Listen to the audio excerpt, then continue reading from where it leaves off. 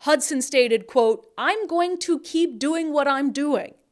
I'm going to make a career out of this." Hudson then showed me his social media page.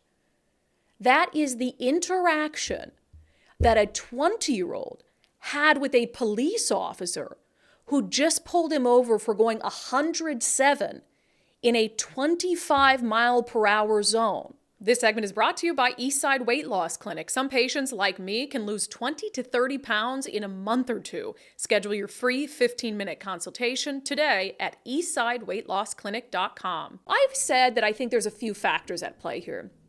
One of them is no consequences, and I think that's very obvious. When you have juveniles committing felony crimes over and over and over and over again, like car theft, for instance, and they don't even get booked into jail, or they're let go without any bail and, turned over to their parents, and then, they're never charged, or if they are charged, they spend a month in juvie hall. It's like, they're like, well, I'm getting the gains from this are better for me than are better for me than the consequences when you weigh it. So, but I think there's another element too, and I just want to talk about this first before we get into this interview with the Renton police chief. I also think social media has done this. Social media bears a huge responsibility for the way that our juveniles are behaving. And this is true on a variety of fronts. I've said, I think one of the crises with juveniles is they lack interpersonal skills. Like, they cannot build meaningful human relationships with people because so much of their lives in this younger generation have been spent staring at a phone or a screen and building relationships that way, where you're not seeing and feeling someone and their emotions. And it's like there's this disconnect that's built in there. And I think that's why you're seeing more violent crimes and more violence on the roadways of juveniles, is they just don't see it. Truly, it's almost like the video game effect that we talked about, a decade or two ago. It's just this real disconnect between empathy and accountability. And there was this case out of Seattle that spells that out perfectly. You also have people who are doing things for social media clout, including dangerous things, including violent things. I mean, how many, if you've been scrolling on social media lately, I see videos all the time of people being beat to a pulp, of kids being beat to a pulp and other kids, and they'll film it and they'll put it on social media. The violence is insane. So anyway, there was this social media Instagram user who was filming himself driving at crazy speeds in Seattle.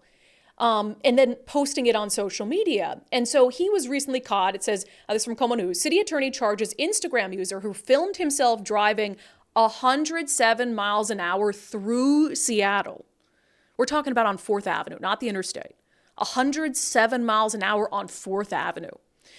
So this is a description of what happened from Como News and also what this young man told police. It says, according to the charges, Miles Oliver Hudson, 20 years old, of Seattle, unapologetically posts videos of his reckless driving through the city, including one video in February where prosecutors allege he filmed himself driving at 107 miles an hour on 4th Avenue.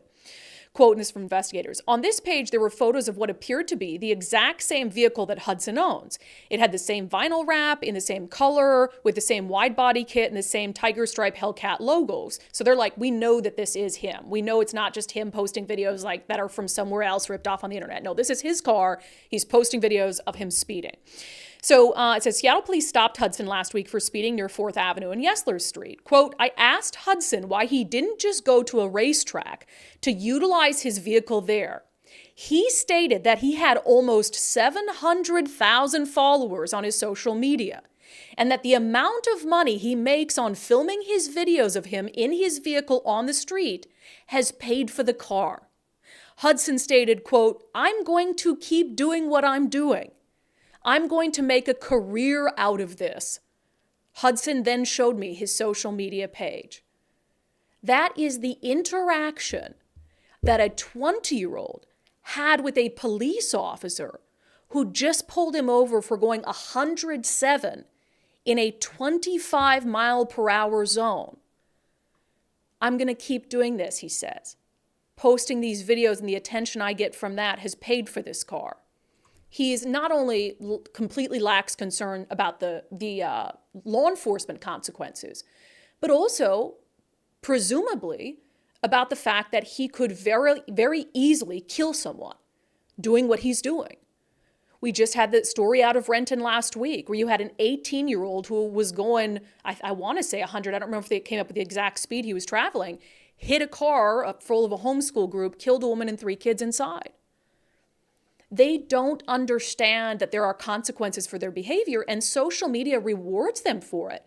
I don't know why social media, I'm not all for banning accounts, but if you're posting illegal behavior to get clicks and payouts from social media companies based on the number of views, you should automatically be banned for that, should you not? We talked, gosh, there's so many relevant stories to this. Just earlier on in the week, we talked about those 2 16-year-old gangbangers who were found shot to death and dumped on the side of I-5. Well, and then we found through Safe Seattle images of them and an Instagram account where all it shows is gang members who are clearly juveniles, with their guns that they clearly have illegally, talking about committing criminal acts. How are those accounts allowed to exist when you're engaging in or actively promoting criminal behavior?